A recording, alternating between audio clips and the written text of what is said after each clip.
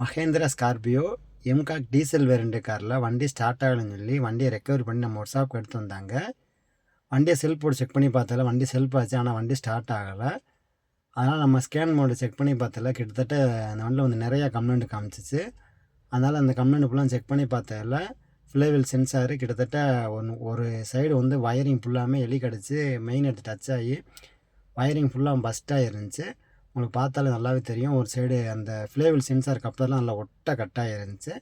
நம்ம அதனால் அந்த கப்ளரு அதுக்குள்ளே ஒரு சென்சாருமே கொஞ்சம் லைட்டாக டேமேஜ் ஆகிருந்துச்சு. அதனால் நம்ம சென்சாரு அது போக வயரிங்லாம் செக் பண்ணி பார்த்ததில் வயரிங் கிட்டத்தட்ட ஒரு 2-3 மீட்ரு வரைக்கும் நல்லா ஃபுல்லாக மெயின் எடுத்து டச் ஆகி ஃபுல்லாக மெல்ட் ஆகிருந்துச்சு. எலி கடிச்சனால ஷார்ட் ஆகிருந்துச்சு.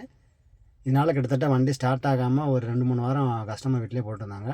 நம்ம அதனால் ரெக்கவர் பண்ணி நம்ம ஒர்க் ஷாப் வந்து வயரிங்லாம் பிரித்து செக் பண்ணி பார்த்துட்டு நம்ம செப்பரேட்டராக ஒரு வேறு வண்டியிலேருந்து ஒரு வயரிங் கிட்ட எடுத்து போட்டு நீட்டாக பண்ணி கொடுத்து வண்டியை செல்ஃப் போட்டாலும் ஒரே செல்ஃபில் வண்டி ஸ்டார்ட் ஆகிருச்சு. மறுபடியும் 4 வழியும் சென்ட்ரல் செக்கப் பார்த்து கொடுக்க சொன்னாங்க. 4 வழியும் கழட்டி பிரித்து செக் பண்ணி பார்த்ததில் ஃப்ரண்ட் பேடு பிரேக் ஷூலாம் ரொம்ப டஸ்ட் ஏறி போயிருந்துச்சு. இதனால் என்ன ஆகுன்னு பார்த்தீங்கன்னா பிரேக் அடித்தா நாய்ஸ் கேட்கும். மற்றபடி ட்ரம்மு பிரேக் ஷூ பிரேக் படி எல்லாமே வந்து ஓரளவுக்கு நல்லா இருந்துச்சு. அதுக்கு டஸ்ட்டை ஃபுல்லாக எடுத்துகிட்டு நல்லா வாஷ் பண்ணிவிட்டு மறுபடியும் ட்ரம்மை ஃபிட் பண்ணிவிட்டு முதல்ல ஹேண்ட் பிரேக்கும் செக் பண்ணி பார்த்துட்டு ஆயிலு கூலண்ட் ஆயில் எல்லாம் செக் பண்ணி பார்த்ததில் எல்லாமே ஃபஸ்ட் கிளாஸாக இருந்துச்சு.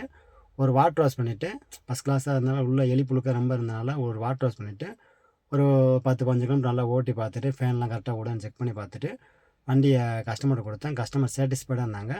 நம்மகிட்ட என்ன கம்ப்ளைண்ட்னு சொல்லி வரீங்களோ அதை நீட்டாக தரமான சர்வீஸ் பண்ணி தருவோம். என்ன கம்ப்ளைண்ட்டோ அதை பார்த்து அமுச்சுடுவோம். தேவைப்படுற கார் சம்மந்தப்பட்ட நியூஸ் வேணால் மேலே நம்பர் கால் பண்ணுங்கள். தேங்க்யூ.